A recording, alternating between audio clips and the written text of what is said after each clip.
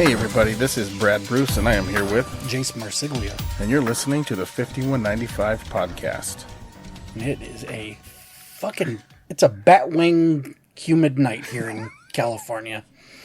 I would say we're back at it, but it is swamp ass. We are bat central. We're bat at it. I mean, it is fucking hot out today, man. It is. What did we breached 100 for 100, sure. 108. 108 degrees. And like 70% humidity. Which is god awful. Hang on though. Deodorant is kicking ass. Fresh as a daisy. Fresh as a daisy. Smelling smexy. I like it. What's smexy? What is smexy? Sexy Mexican. Okay. So Is it because of all the Mexican food I've been plowing into you? That's exactly what it is. Okay. 100%. That would have, my pores probably would have smelled like hamburger seasoning. Okay. But nothing. Nothing at all. I smell fresh as a daisy. You're becoming a true... Nice try, California. But You're becoming a true Californian. I guess so. It's starting to work. Oh, man. We have a interesting topic tonight.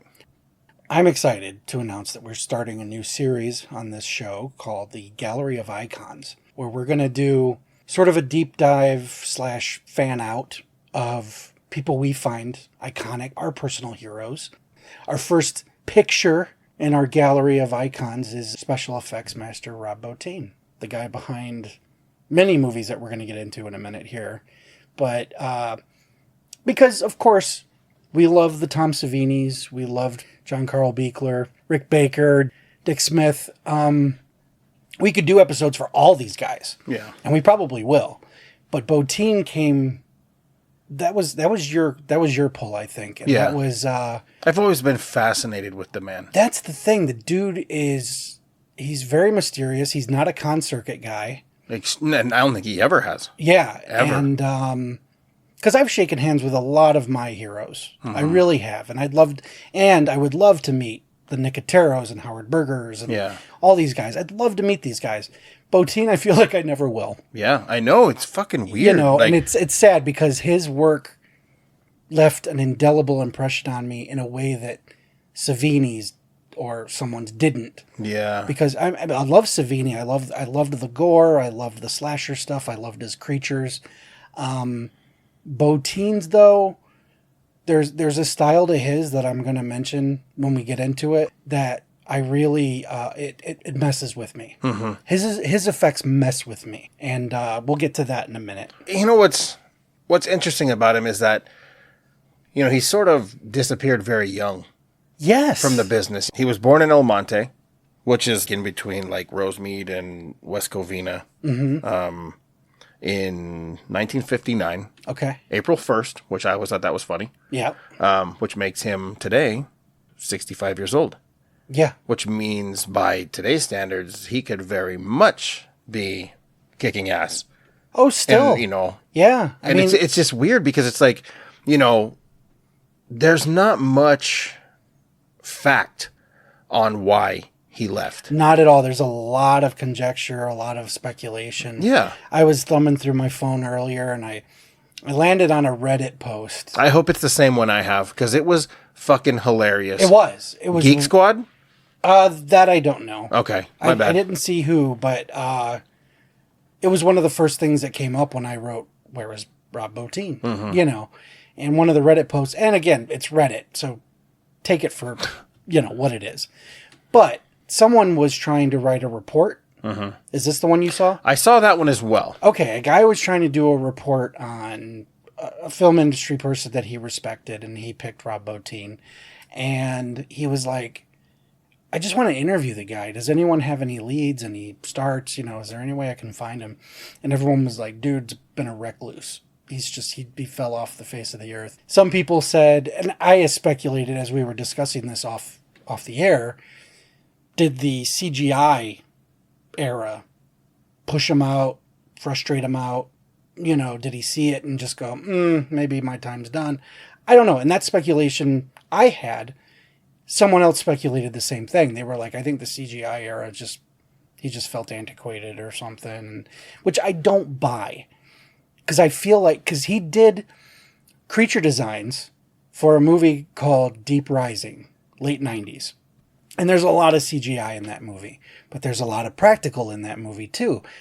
So it wasn't above him or beneath him, for that matter, to marry the two. Mm-hmm. He worked within it, and I don't think that something like the CGI era would have made him go, oh, well, I guess I got to pack up and leave the mines. It just, he didn't strike me as that kind of guy.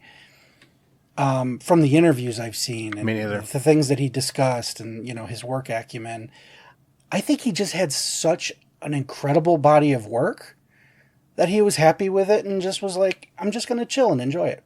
You know what I mean? And early retirement, I'd hate to think that something happened that made him disenchanted or made him want to hang it up. I like to believe he left on his own volition and was just like, I want to spend time with my family, whatever. You know what I mean? So again, it's all speculation. And that's the thing. Even then, I don't even know about family.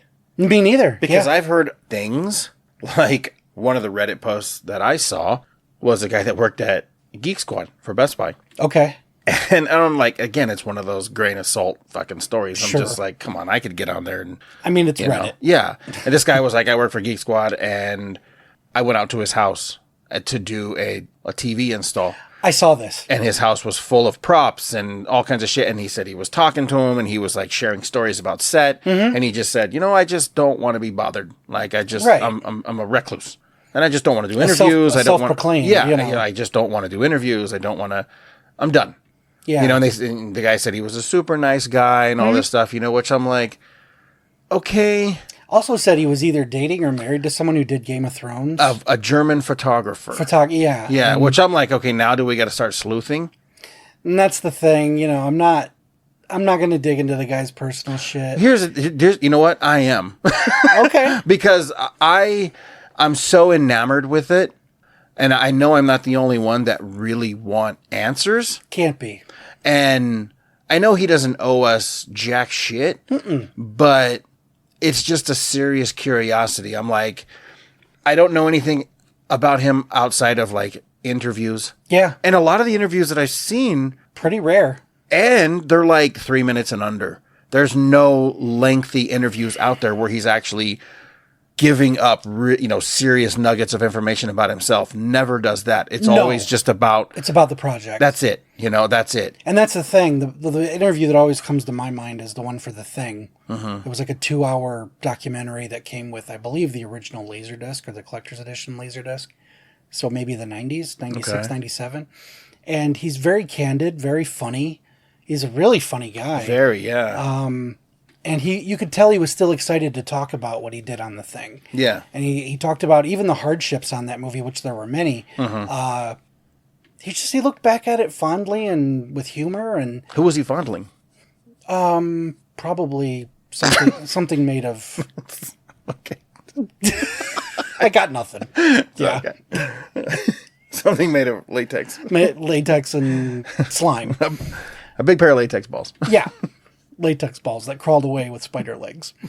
But no, he just seemed cool. He seemed very effervescent, and I was like, this guy seems like a cool dude to just fucking sit down and pick his brain and laugh shit up, And I'm positive that people in the industry like Nicotero and them, the guys who are still out there kicking ass, they probably got him on like speed dial. He probably talks to him all the time and just says, just keep it. Yeah. Like they respect his privacy and they don't chat about him or.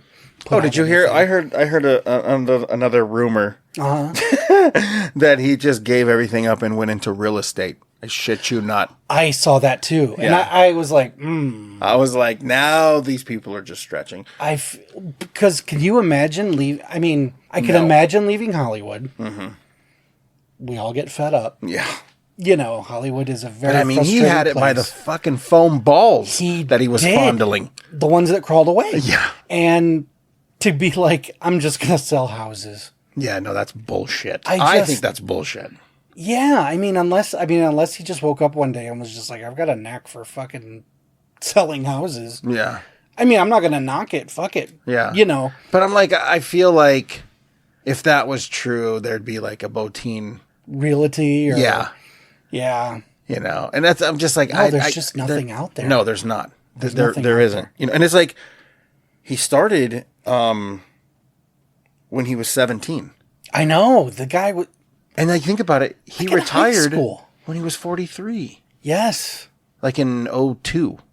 Yeah. Was the last thing. I think it was... It was like a short film, right? It was like short indie film, and that was even just after like Mr. Deeds, which I'm thinking of Mr. Deeds, and I'm like, so you did Steve Buscemi's Weird Eye? Mm-hmm. Because I don't remember there being any real effects. There was some stuff, like, I know like his butler was always getting hurt. Was it? Yeah, like I think he had something stabbed in his foot. I was going to say, yeah, Sandler had the frostbite. Yeah. But that's, it's little shit. And, man, it's just very interesting because it's like, you look at the guy's body of work, and it's like everything that we're fans of, designing RoboCop. Yes. I mean, RoboCop's fucking awesome. Right. Total Recall. And everything that goes into that one. I mean, Total Recall, from the crazy spazzy chick's head that divides to the suffocation on Mars where your eyes are bulging and your tongue's growing, to pulling a fucking tracking booger out of your nose. Yeah. It's there's so much wild shit in that movie. It was so real that it just didn't even seem over the top, even though it was over the top. It was extremely over the top. It just seemed real. Very. His creature design. Because, I saw an interview where he was talking about the head separating in sections. Yeah. And it just came to him. He didn't draw it. He didn't do anything. It just came to him. Mm-hmm. And he told the director, and the director's like, well, can you do it? And he's like, I don't know. And he's like, well, I want to do it. Sure seems cool, doesn't it? And then he did it. Yeah. And he did it flawless. And it looks rad as fuck. Yeah. Even, 30-something years later? Yeah. Yeah, Total Recall's got a lot of crazy shit. The fucking, I call him Belly Chucky. I forget he had a weird name. But the little puppet that comes out of the guy's fucking chest. Mm-hmm. And, it's wild. And here, I'll put in the thing that affects me viscerally, because there's a couple of things in Total Recall like it, but I've noticed I see it in everything he does. His effects, his monsters, his creatures, whatever, have a tendency to vibrate, almost like shaking with anger. And it's like this weird intensity. And for Total Recall, whether it's being out on Mars without air and your head convulsing and all this shit. There was also, like you said, the lady, she spazzes out and her wig falls off. And right. Everything he does has this weird, vibrant intensity to it. Yeah. That makes it really scary. Mm-hmm. Like really scary. Mm-hmm. And that, to me, that's more so than the Dick Millers, Tom Savini's. Yeah. Because their effects are scary, of course, and brilliant, but nothing seems to shake with that almost angry intensity. And the other one that really comes to mind before we get into the real big ones is the Rabbit in the Hat in the Twilight Zone movie. That thing, it could look really cheesy. It's like this skeletal, scary rabbit. I think it's terrifying. But it's like shaking with anger. And it's like all of his shit does that. Mm-hmm. And it makes it so much scarier than if it was just there. You know what I mean? And I think that's why I have a hard time believing that he got disenchanted, because I never heard those stories of like, oh, there was this one inciting incident that led to that. I genuinely think in the same lines as you do, where he was just like, I don't know this CGI shit. I've done enough. I'll just go out on top. Because the thing is, even the one I used at the beginning, like Deep Rising, it's like an 80-20 CGI versus practical. One of the things that I remember the most about that one was a guy being eaten by the creature, which he designed, this weird sea monster thing. Mm-hmm. And you seeing it passing through the creature's stomach, like not from the inside. And then somebody shoots it open and his body spills out and he stands up and half of his face is eaten away. It's a rad effect, but it's a marriage of computer, green screen. I was actually surprised when I found out that Bottin was involved because it did seem like such a point-and-click kind of movie. The gruesomeness of it really wasn't... It didn't feel tangible. Mm-hmm. Much as I liked the movie, you know, it gets shit on by a lot of people, but I thought it was a fun B-movie, you know. Right. But yeah, it didn't... I would never have guessed that was a Rob Bottin movie just because it didn't have that shaky intensity, you know what I mean? And there was nothing in it that looked particularly real or there. If that makes sense. Yeah. You know, because that was something, you know, late 90s, that's something we were seeing a lot less of was, it was people reacting to ping pong balls and green screen versus something standing right in front of you and going crazy. But yeah, no, to me, The Rabbit in the Twilight Zone is like the perfect example of the just weird intensity of his stuff. It was nightmare fuel. Right. And that's the thing is like, man, he was so good at it. Mm-hmm. It's like... And he's so young. Yeah. I feel like the directors just gave him carte blanche. Like, I've got a vague idea of what I want to see. Go. Mm-hmm. And even like, you know, some of the stories I heard, and it does vary because it's like, you know, there's no facts on this, but it's like there's certain people have told things, you know, said things. He's said things. And it's like, you know, that he had sent a picture that he drew to Rick Baker when he was like 13. Yeah. For an autograph. He wanted to trade it for an autograph for Rick Baker. Sure. From Rick Baker. And I guess Rick Baker was like, there's no way a little kid drew this. This is crazy. Like somebody's using my kid as so he arranged to have Rob come to his studio. Okay. And it wasn't like, I mean, it was, I guess they had just struck up a friendship even at a younger age, you know, and he put him on set. He saw the kid as like a wonderkind. Yeah. And clearly the design was there. He was already sitting down like us kids do, and sketching out crazy shit. And if it took Rick Baker to think that your older brother probably did this, or your dad, or whatever. There's another thing is that there's not a lot of props and memorabilia from Rob in the world. Like, and I've always looked and tried to find things, and, you know, it's pretty interesting. Sean Clark found, I don't really remember how or what, you know, I just remember that he had like some original drawings from Twilight Zone, from character design. I think I seen him post. And he was like selling them, you know, and I was just like, fuck, that would be the coolest shit to have. And some of them were awesome. There was the rabbit. Yep. And like some of them were signed by Rob, you know, which I was like, that's pretty fucking rad. Yeah. And it's just, the shit's just not out there. Like, I mean, at this last Monster Palooza, I was actually shocked to find a magazine with Rob on the cover of the, you know, for the thing. We should post a picture. Yeah. It's a great cover. It's an iconic cover. I've seen it everywhere. But yeah, you finding that magazine was pretty dope. Yeah. But yeah, I think it was good that you chose him as our first because we can't really talk about anything but what we've seen. And...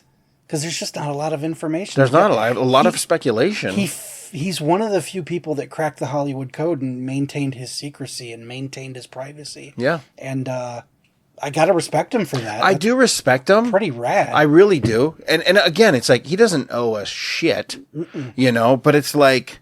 we owe him. We definitely do. And that's the thing is, and I think that's why I am so interested as to where he is, because it's just like... you know, you always talk about when you meet a certain person from a film behind the camera, in front of the camera, that's affected you. It's always nice for you to, you know, like you said, throw a handshake on them, you know, and like tell them thank you. You know, that's my tradition. I'm not there for anything. Like you said, there isn't a person behind these tables that owes us a goddamn thing. Yeah.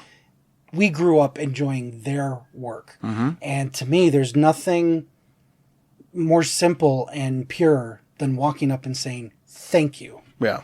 Just for being who you are, for sharing your work with us. And he might be one of the last people that I have yet to just be like, thank you, Rob. And honestly, in the back of my mind, every time there's a con, I'm always like hopeful. There's like a little candle burning, you know. The thing is, if he were to do it, it would be a madhouse. Oh, it would be the Beatles. It'd be Beatlemania. People would go nuts. His lines would be ridiculous. Yeah. That's why I'm so interested and intrigued by him. And again, I don't want to invade his privacy. I don't want, I don't want to do that, but it's just like, I'm so curious, I think that's why right now, in my mind, I really have this idea brewing. I want to reach out to certain people that I know and put something together to potentially do a documentary on him. And if anyone deserves it, I mean, we have a lot of documentaries and a lot of behind the scenes and a lot of interviews, pretty much for everyone that we like. And the ones who don't, we've talked about doing a show about that. Yeah. Rob, I would love a career retrospective outside of what we're doing right now. And it's not even, like I said, it's not a hunt. No. But it would just be, I mean, don't get me wrong. I would love to find out where he's at. I would love to find out what he's doing. So that we could be part of the secret and shut the fuck up about it. Oh, well, I'll be honest with you too. It's like, the filmmaker in me is like, I would love to get him on film. Talking, an interview. You know what I mean? Like, yep. I am compiling a list of all the people that I know that could potentially make that happen. Yeah. And I'm like, okay, well then I think it's time to start just maybe setting up some interviews, putting shit together. And if there's any way I can assist, man, I'll. Well, yeah. I mean, clearly, it's like producer, co-writer. I mean, like, we'll make this shit happen. And it's like, and again, it's like right now, I'm sure that by the time this drops, I'll have already reached out to some people and there might be something in the works, Yeah. And if not, if you do know something or would like to contribute, just contact us on our socials or email and, set something up. For actual productivity, 5195podcast@gmail.com. I don't think I've ever shared it for anything important other than hate mail. This is the first time. This is the first time for something positive. It would be so fucking rad. It would be so fucking rad. So yeah, let's get into it then. Like, Rob Bottin, what are the ones that really stick with you, man? Fear and Loathing in Las Vegas. Unbelievable. Such a bizarre fucking movie. And it is, the demon stuff that he did. Dr. Gonzo's eyes and shit. It was so haunting. But the one that really fucking got to me in that movie was the lounge lizards. Oh, where everyone looked like dinosaurs. It was it was so disturbing, and it was so real.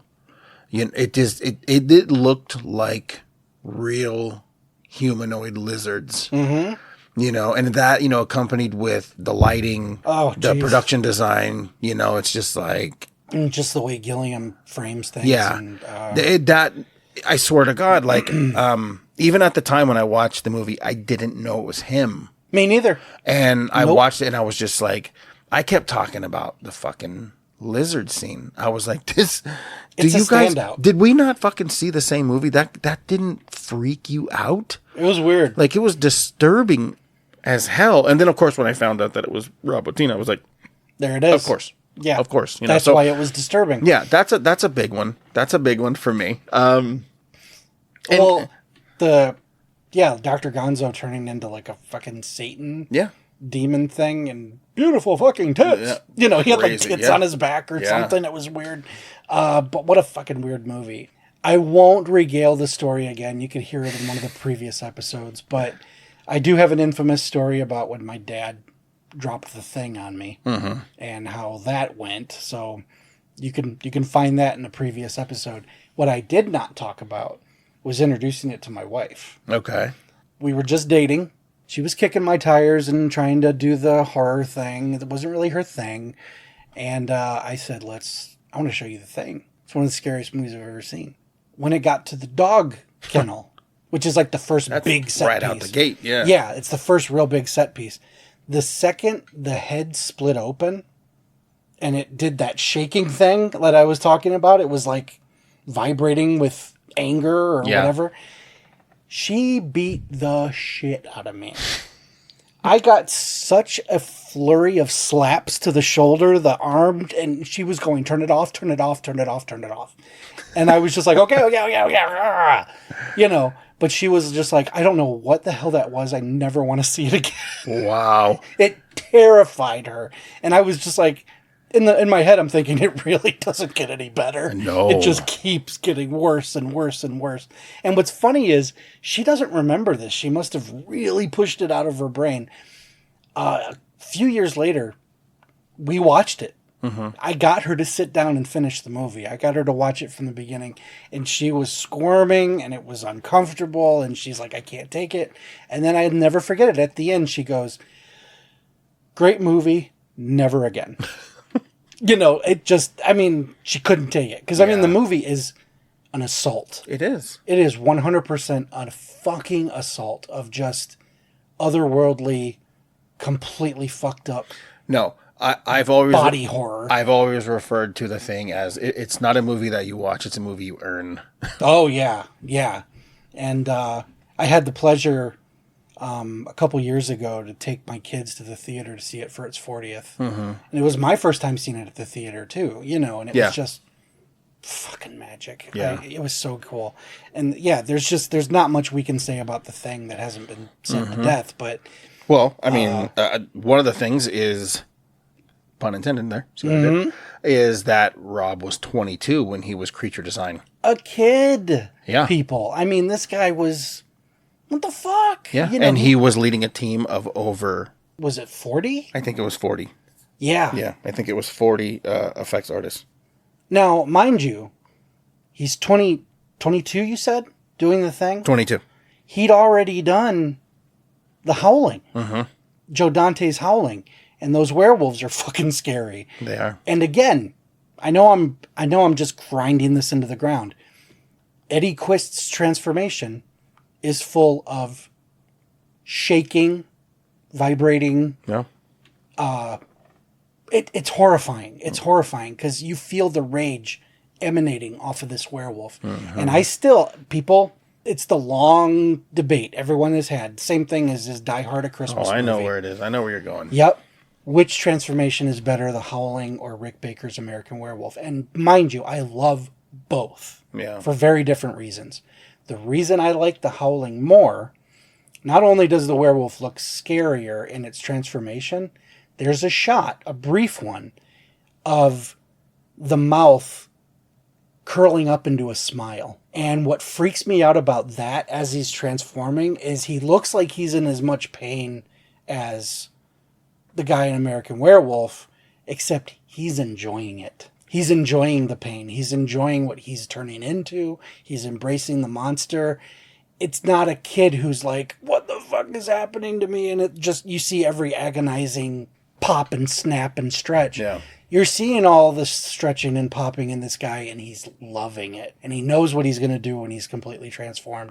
And to me, that's far more chilling psychologically than seeing a guy in agony. To me, Bottin's effects in that one, if it wasn't for the smile, I'd probably not be able to choose. Bottin's smile on Eddie Quist as he's changing puts it over for me. Because it's like, that's fucking madness right there. That's someone who wants to fucking hurt you. I think for me, it's obviously Baker just because you see it in front of you, the whole thing. And it's in, I don't want to say broad daylight, a fully lit No, but it's room. very lit. A fully lit room. Yeah. Everything is exposed, and you see it. You see the face transform. You see the hands elongate. Nothing's hidden in it's shadow. Like, Rick Baker was a master. It was, and I fucking love it. Yes, you're right. Eddie Quist is behind some shadows. There's quick cuts and pans. No, I'm not taking anything away from it. No, not at all. For me, it's just like, American Werewolf is my favorite werewolf film of all time. Oh, just in general. In general. Yeah. And it's like, and yet, if I had to go to the debate between Howling and Werewolf, I'm definitely going Werewolf in London. Sure. For that transformation, like I said, just because it's like, Jesus Christ. Oh, you're... Like... It makes your fucking toes curl. Yeah. It's really tough to watch. Yeah. But yeah, no, for me, The Howling wins just because it's like... He was able to capture Eddie's evil, even in a fucking rubbery elasto head. You know what I mean? And that just disturbs me. I just found that so fucking eerie. But yeah, even that, Howling, so what? 82, he was 22? Or 81, rather. Yeah. Which means 79 for the Howling. Right. And so what? We're talking like 19, 20? Yeah. I mean, he's a fucking kid. This guy was a genius. Is a genius. I mean, I'm sorry, but... I mean, another thing we haven't even touched on is the fog. Yes. Yes. And that's another one that most of it is hidden. Right. The ghosts, Captain Blake, who Bottin plays, that movie plays in silhouettes. The movie is scary because of what you're not seeing. And then the eyes, too. The glowing eyes. The eyes always bothered me. I'm an eye guy. Yeah. Not just in the Fulci way where I'm going to cringe when something inevitably goes through them. Contact lenses, glowing, that was the stuff that stuck with me as a kid. Same. When Blake in the church approaches Hal Holbrook and his eyes sort of blaze, it's terrifying. It's absolutely terrifying. But I feel like the only real graphic effect in that movie was maggot face, they call him. That was one of the scenes I know I talked about in another show where the VHS copy I had was so dark, I was like, what am I even looking at? Yeah. But yeah, when you watch it, I think Barbeau, she hit him with a hook, and like his head turns and you just see the gangrene and the worms, and that's really the most graphic part of the movie. But everything is in silhouette, and you could tell that they're covered in like kale and seaweed, and it's creepy as fuck. It is. It really is. But that's Bottin hidden and still using his talent to scare you with minimal effort. Right.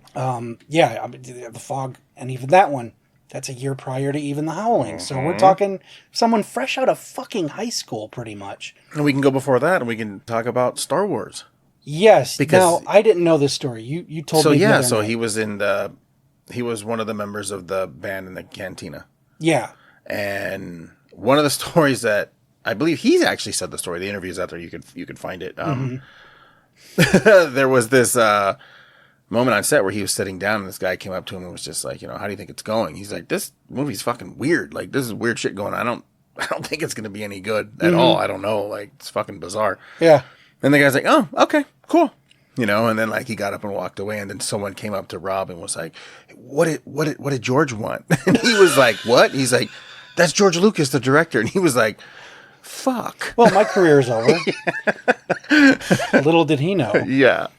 But I think that shit's kind of funny. Those kind of stories are fucking cool. That is a rad story. That is cool. But yeah, I mean, that's the amount of shit he's done, because even before Star Wars, he was working on King Kong. The 70s one. 76. Yeah. Like, with Baker, I think, right? Yeah. Is Rick Baker the one in the suit? I think that was a rumor. It was either that or John Landis. Oh, no, that was Schlock. That was Schlock. Hey, I like Schlock. And then, Jim Belushi and Trading Places. Yeah, no, I didn't know he was part of that one. And that's I think he was even uncredited in Star Wars. Yeah. Because he was just like assisting, no fucking idea. Yeah. But no, man, this guy's fucking list is just... It's ridiculous. It is, I mean, it goes all the way, and it's so all over the place. That's what's crazy. It's like, I mean, you got Airplane, and then it's like, before he worked on Airplane, in the same year, like, he worked on Maniac. Oh, was he assisted on that? What the fuck? Yeah, it's like... So he's worked with makeup Baker. effects. I think he did makeup effects in Maniac, and then he was doing, I think he was a makeup artist in Airplane. Wow, yeah. It's just it's fucking crazy. So Bottin was probably Leslie Nielsen's nose growing as he was lying to the cabin. Probably. Because that's obviously a change-o head effect. Yeah. Yeah, that's fucking wild, dude. It's crazy. Now, I do have a story. This is a more recent one that I learned. Okay. It's Hollywood lore, I'm sure. He did the effects for The Witches of Eastwick. Okay. And somebody dug up pictures of it. There's photos. There's a scene in the movie, fans of the movie know the scene where Veronica Cartwright, Satan has projected a curse on her where she is projectile vomiting cherry pits, I believe. And it's disgusting. And we've talked before about how vomit's like an Achilles heel for us. But it looks disturbingly real. Just blasting out of her mouth. It is so fucking gross. There's one shot in the movie, just one, where is it Richard Jenkins who played her her husband in that one, he turns as she's vomiting, and you see a shot of her back's to him, and she's behind the couch. And you see her kind of lurch forward violently, and you can still hear her retching. Yeah. That lurch, that weird movement, is a scale puppet of Veronica that was built for the film. The pictures of this thing are terrifying because it looks like Veronica Cartwright, except from the waist down, gizmos and gadgets and poles and wires. You know, it's just it's a moving puppet, but its hands are curled inward. Her mouth is, of course, open and her eyes squeezed shut. And there's pictures of her both not being used and kind of hunched over while the set's being, decorated or something. And then there's one shot, she's leaning back and you could see the projectile vomit. Well, allegedly, Bottin said this thing could vomit nonstop for a full minute. Like, I think they counted it. Like, it was just spraying vomit everywhere for like a full minute. Jesus and convulsing and doing the shaking thing. And they said that test screenings, people became so nauseated and put off by how otherworldly and disturbing it looked that pretty much all of it's cut from the film. Really? Yep. There's not even like a deleted scene or nothing you can find? To my knowledge, no, and I've hunted. Really? I've not seen any of this, and I want to see this footage. As much as I hate vomit sequences, and I know it's going to be fucked up, it's going to be fucked up in that Bottin way that I want to see, because it's probably disturbing as all hell. For sure. Because, again, I'm talking about the shaking and stuff. Can you imagine her just, like, trembling and spraying? And it just sounds like utter horrific chaos. And it's like loving and respecting everything he's done. Yeah. I'm like, this is something I gotta see. Yeah. I got it. As horrible as it's gonna be, I've got to see this fucking scene the way it was meant to be seen. Right. And it's because it's bad enough the way it is. Yeah. There's a shot of her turning, I believe, towards the camera and just blasting cherry pits out. Not like at the camera, but like, you could tell that he probably did the Dick Smith thing from The Exorcist, where there was like a gizmo that goes in her mouth. Yeah. That will spray. And so it's not her as a robot. Right. But even I, as a kid, the shot of her behind the couch where she like hunches over, it's done in such a way that I'm like, that's not natural. That's probably the puppet. It probably was, but for that to be the only bit that made it in. That's crazy. I'm like, I've got to see this fucking footage, dude. Wow. It's got to be somewhere. Yeah. Someone's got to have it. I mean, I know at that time we were just coming out of it hits the cutting room floor and gets swept into a dustpan and thrown away. It was like late 80s. People started going, maybe we should hold on to this shit. For sure. Because I don't think they were like, thinking, special features on, Nobody ever on was. Something that doesn't exist. I mean, to me, it's a wonder that we have special features and rare footage. Well, that's the thing is, like, if you think about the special features we have from movies of the 70s and 80s, they're basically documentaries that they were just, there was someone with a camera shooting BTS. Yeah. So it's, and then they go back and shoot interviews and stuff. Like silent Super 8 footage and stuff like that. Yeah. But then I've been on Instagram and I've seen bloopers from like the Reagan era black and whites. Jimmy Stewart. Cary Grant. Oh, yeah, definitely. So someone was keeping this stuff and just shelving it somewhere, but a lot of it was destroyed because they were like, we didn't use it. So exactly. Fuck it. We don't have the canister to put shit. Exactly. So there's a part of me that's like this incredibly intense and no doubt completely appalling vomit sequence gotta be out there. And, okay, did you say how you heard about it? I read it in the trivia section on IMDb. Okay. And then I started digging, trying to find clips. All I could find were a series of set pics. Maybe, I don't know if they were in like Fangoria or something, but I found them on Reddit. And I saved them to my phone because I'm like, I got to see these things. And I remember sending them to you and just being like... I remember seeing the pictures. They're fucking horrific. It's scary as hell. But yeah, no, I have no idea where this shit is, but I hope it's out there somewhere, for better or worse, because maybe Rob has it. I kind of want to see it. I want I'd to like see to how see it. fucking scary I'd it like is, to because see you it. know it's fucking wild. Hell yeah, it is. But yeah, we touched a little bit on it, but RoboCop. That movie has so much gore, so many fucked up scenes. Especially that first one. Murphy getting pretty much taken apart by shotgun. That's all Rob.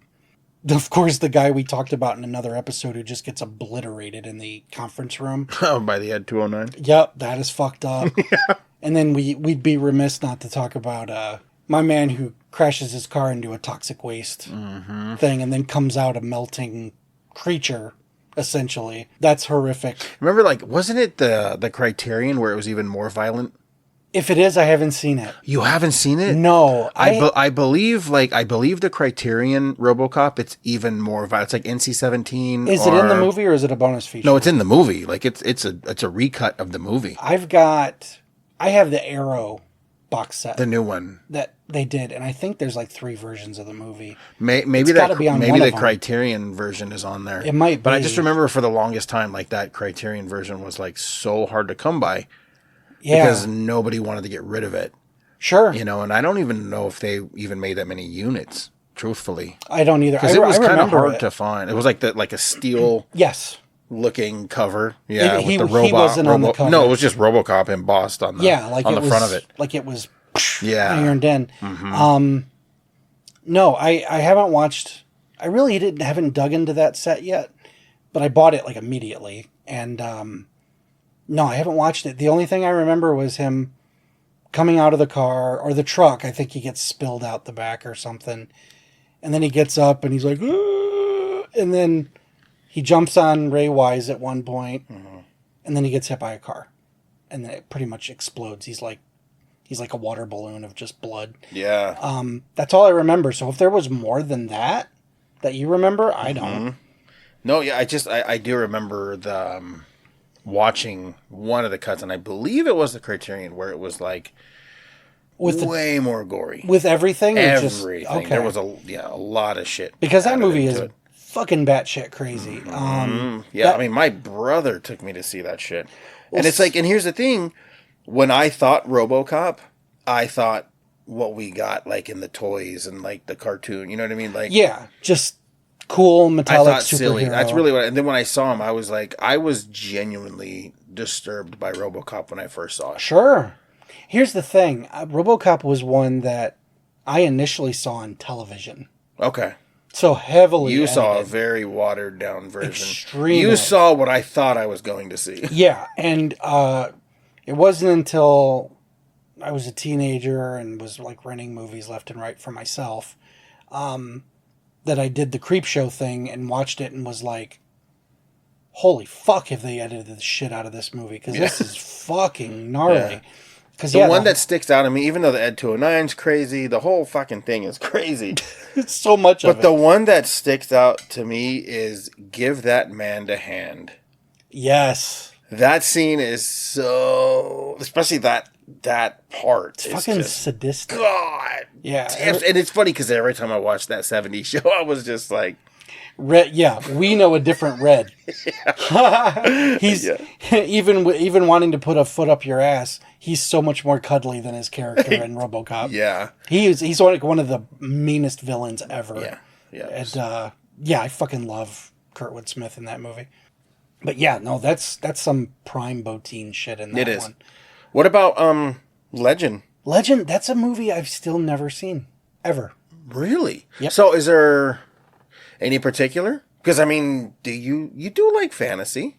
Not to the degree that like Tina or maybe even you. Not really. It's one that I've been fascinated by because I see it everywhere.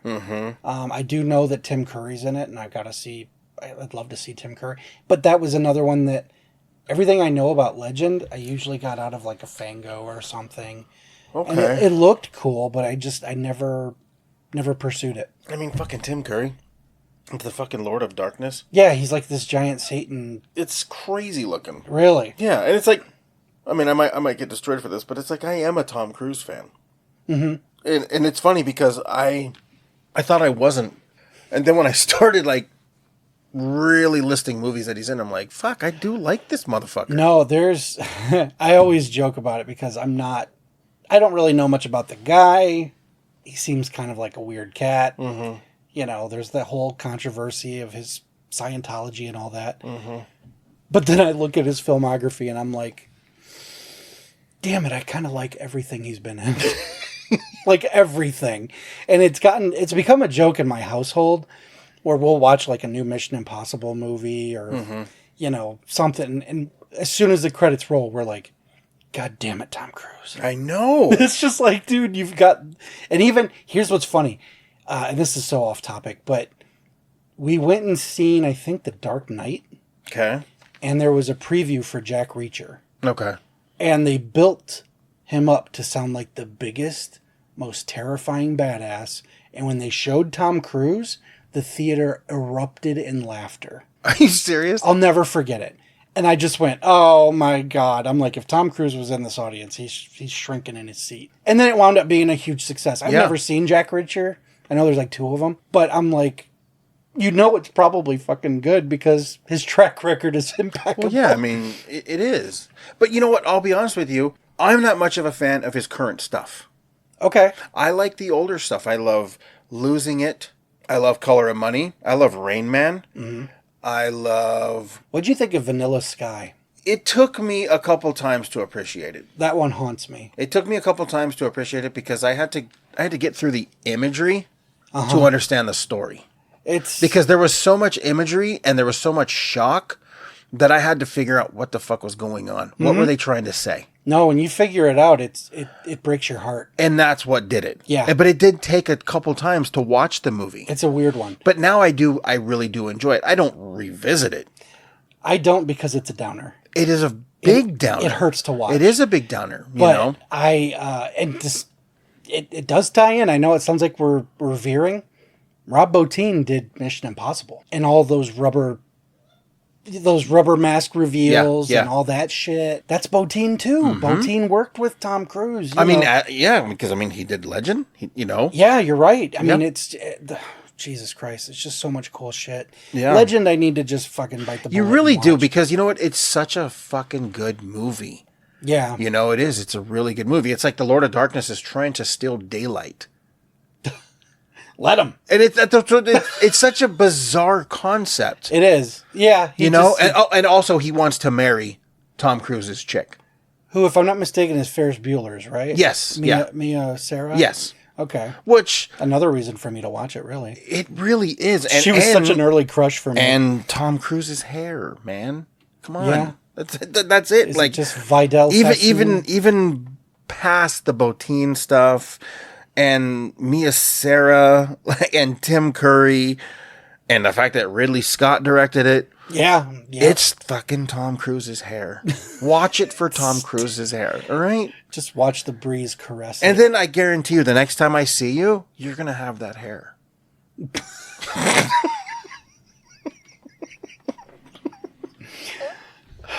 Or at least you will when I Photoshop it. This guy. With the Tom Cruise, I'll just be like, as I get off my steed. Your white steed. So, how's it going, Brad? You turned into a little bit of Nacho Libre and Marlon Brando. Here it goes. Don't you love you don't love my hair? We are approaching the rails that we're about to jump. Yeah. We won't. We'll steer it back to Bottin.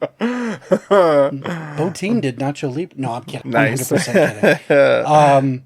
But no, I'm glad we did this show because I am too. There's a part of me that's like some weird intergalactic chance that he hears it. Mm-hmm. We fucking love you, dude. Absolutely. We'd love to meet you. We'd love to throw a handshake your way and just, there's so many things that I would love to just tell you. Yeah. All these stories about how cool your effects were and how deeply they affected me on a visceral level. And thank you for making my childhood scary and fun. Yeah. And we're sitting here as people who create because of that stuff. It's the entire reason. Yeah. And if you have that, which is a Eastwick footage, 5195 at gmail.com. Just send it on over. 5195podcast at gmail.com. Yeah, because I really want to fucking see it. I feel like that's the only thing by Rob that just eludes us, to my knowledge. Right, it does. Most of the deleted stuff from his other movies, it's out there, and it's part of a bonus feature, but that one... God, even a statement, even just like, just a statement in Fango, What's up, guys? Here's an update.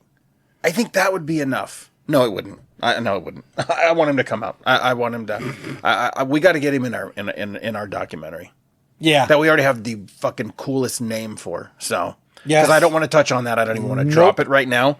It's too genius. Yeah, too genius. And it has to be fucking done. It has to be done. So I think this might be the. So no one needs to know that it's called Things Bottin Did. Oh, god damn it! I fucking thought about that thing for like 3 days. Things. And I was so excited, and you just fucking ruined it. All right, I won't tell him the other one you came up with called "You Gotta Be Fucking Kidding Me." the story of Rob Bottin.